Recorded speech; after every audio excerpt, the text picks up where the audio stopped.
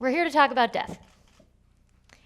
In my experience as a daughter, a doctor, and a federal healthcare policy advisor, I've seen how death is hidden away, care at the end of life is aggressive by default, and values and nuances are often lost. But why is that? What shapes the experience of death and dying in America? From my perspective, I see three major influences. One, culture. How we think and feel about death. We're terrified of it, afraid to talk about it, afraid to think about it, afraid to lose to it. Medicine. How we avert death. The medical establishment is designed to prolong life and really falters when confronted with the one thing it can never overcome, death.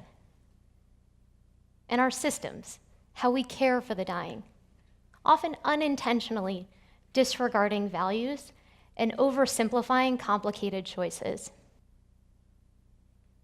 Our culture plays an enormous role.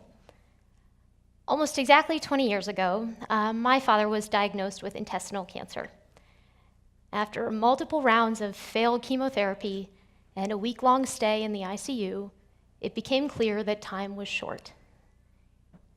It was overwhelming. But we never once, as a family, sat down to talk about what was happening. We never once sat down to talk about what the end could or would or might look like.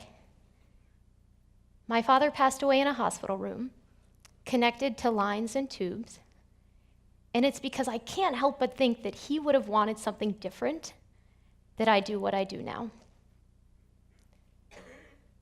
We didn't talk about it because it was never a good time. And because it was never a good time to talk about death, it became hidden away. There's either no urgency at all, the conversation feels too soon, premature, or tremendous urgency, a sudden, massive decline in health, in which case it's too late. In addition to not knowing when to talk about death, we don't know how. Not with adults, definitely not with children. It's difficult, stirs up difficult emotions. This photo is called What Remains, sketched by a palliative care social worker in Australia named Margaret Ambridge. What I love about this photo is it so beautifully illustrates what's lost when we don't have those conversations. The data tells us that people think about their wishes for the end of life all the time. The challenge is in translating those wishes into action. In part, those challenges are cultural. This study from the Kaiser Family Foundation and The Economist found that nearly 80% of people have thought about their wishes at the end of life. But somehow that only translates into fewer than 20% of people having had that conversation with their healthcare provider. The time is now to talk about it. The time is now to change it. Our medical system also plays an enormous role. I know, I like this one too. Designed to always do something, fix something. The default pathway for most patients is the conveyor belt of medicine, an idea put forth by Dr. Jessica Zitter, who I know is here with us today, where additional treatments and interventions are the standard operating procedure. And it takes a very conscientious decision to step off the conveyor belt and forego those things.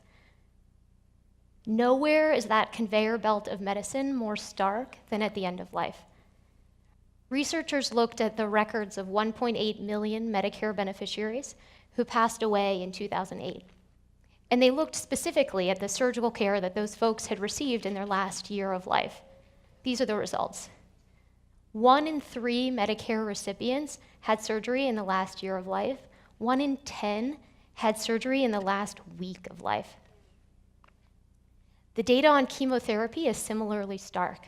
6% of patients get chemotherapy in the last 2 weeks of life.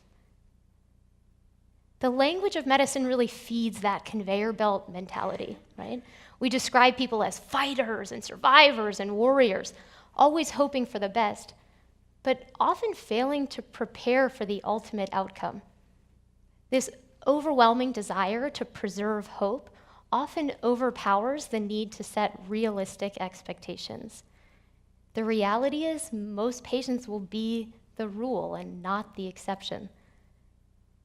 But easier said than done, right? I mean, many of us went into medicine, myself included, with a desire to help people live longer, healthier lives. We're fighters too, right? And even when we know the odds are against us and it's going to be an uphill battle, we keep fighting on behalf of our patients and ourselves. We just keep pushing. But in fact, our medical system breaks down when confronted with unfixable problems. Let's face it, death, unfixable problem. But what's not unfixable is changing the process and the experience of dying, which is why we're all here today. Lastly, our systems play a huge role. It's always striking to me in my experience as a clinician and a health policy advisor that we reimburse more for doing things to people than for them or with them. Fee-for-service medicine always incentivizes doing more and not less. And don't get me wrong, this is absolutely starting to change, but it's still much harder to have a series of conversations about end-of-life care than it is to continue on the conveyor belt of medicine. The consequence of that is complicated, nuanced decisions get oversimplified to the point where values are lost and more is always better, and it's not. Take, for example, the Medicare hospice benefit.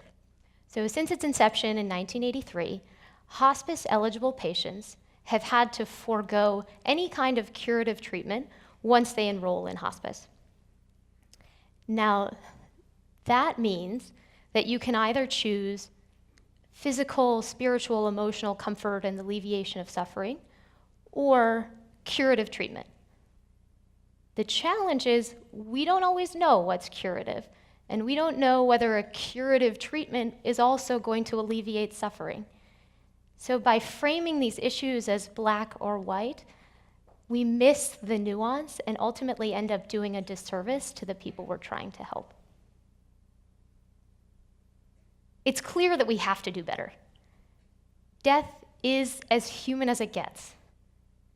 The things that scare us the most about death, vulnerability, decline, meaning, legacy, are at the core of what it means to live and to be human.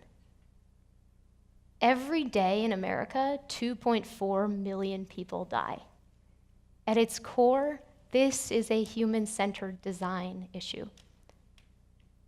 We can do better.